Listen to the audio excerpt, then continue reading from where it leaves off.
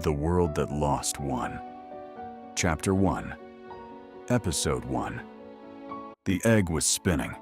It was white, fully cooked. Its shell was dulled by handling, turning on its tip atop a slab of wood so old it had forgotten what tree it came from. The surface was gray as river stone, worn pale by years of use, peppered with tiny holes where beetles had once eaten their way out. Hairline seams ran across it like dried veins, flat enough to gamble on, too large to carry away when the game ended. The egg did not wobble. Not yet. It hummed softly as it turned, a thin sound like breath caught in a cup. Whatever the wood slab had once been, it no longer belonged to its past. Now it belonged to spinning eggs and lost bread. Around it, 4 dozen kids crowded in. Their clothes might once have carried color. Now they had surrendered to the same gray as the wood beneath the egg, faded, worn, surviving by not breaking. They crouched around the table, knees knocking, elbows digging, shouts flaring, and wagers snapping across the surface, faces sharpened by hunger and excitement. At the edge of the table, 3 piles of bread scraps had formed. Each piece was 1/16 of a bread slice, cut clean by the house knife. Only one person in the room wore color. Lina sat on a stack of crates behind the crowd, high enough to see the whole table. An hourglass rested beside her. Her clothes were intact. No tears. No loose seams. The fabric still held its dye. One henchman, Dash, sat below her, eyes on the hourglass, ready to read the sand when the egg fell. Another, Skell, remained near the table as dealer. He gathered the scraps, kept the 3 piles separate, and distributed the bread once each round was decided. The game worked the same way every time. 3 spinners, chosen by Lina, took turns spinning the egg. The one whose egg held longest took the round. Before the first spin, gamblers shoved bread scraps toward one of the 3 sides of the table, forming piles along the edge.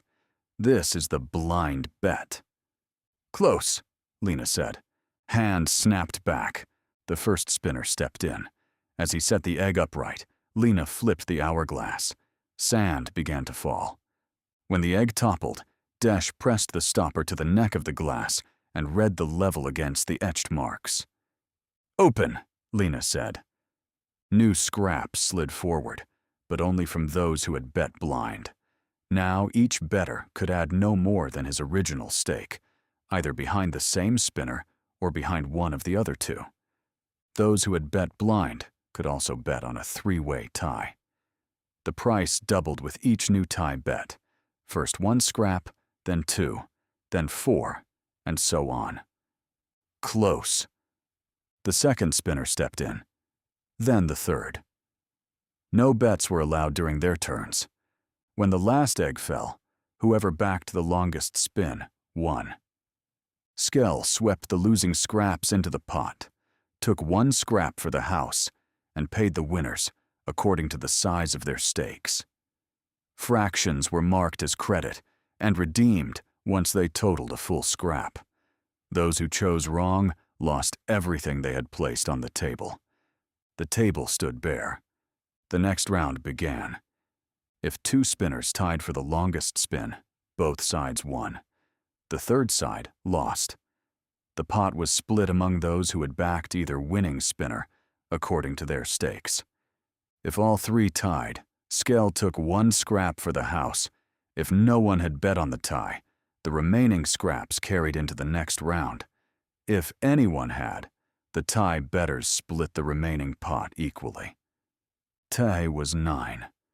No one his age stood in the room. Children under 10 had nothing to wager. Doctrine schools began at 10. That was when each child received 1 slice of bread at midday, enough to keep them alive until their ritual at 15. Below the age of 10, survival in a stain was left to luck. 1 slice was never enough. Hunger drove the children toward the table. If they could get a second slice, the ache in their stomachs might ease. Some lost everything before sunset. Tay did not belong among them. He stood near the back wall, dust still clinging to his sleeves. He was there because Lina trusted him to deliver the eggs. Except for the doctrine school, the kitchen was the only place in town where food was prepared in quantity. It fed officials and their families, milk and bread in the morning, eggs and meat at supper. Each egg counted. In the kingdom, eggs were worth more than bread, meat, or anything else. The privileged got one each day. Commoners never learned their taste. The kitchen doors were always watched. The only unguarded entrance was the exhaust tunnel. Narrow, hot, black with grease. Too small for most. Tay fit. Each afternoon, before the game room opened, he crawled through the tunnel. When the kitchen emptied, he slipped down, borrowed a boiled egg, and climbed back the way he came.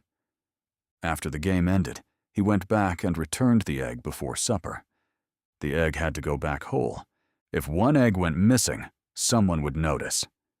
If they noticed, they would search, and if they searched, the game room would not survive. For his delivery service, Tay was paid 4 scraps of bread, the same share as Desh, who read the sand, half of what the dealer received, a quarter of what each spinner earned. Tay did not gamble at first. He smuggled the egg. He watched. End of episode 1. In Stain 12, hunger had its own rules. Bread became a wager. An egg became a crime. Tay had only come to carry the egg. But in Lina's room, no one watched for long without wanting a turn. What happens when the boy who smuggles the egg places his first bet? And when the egg must go back whole before supper, can he still return it? Subscribe to continue the story.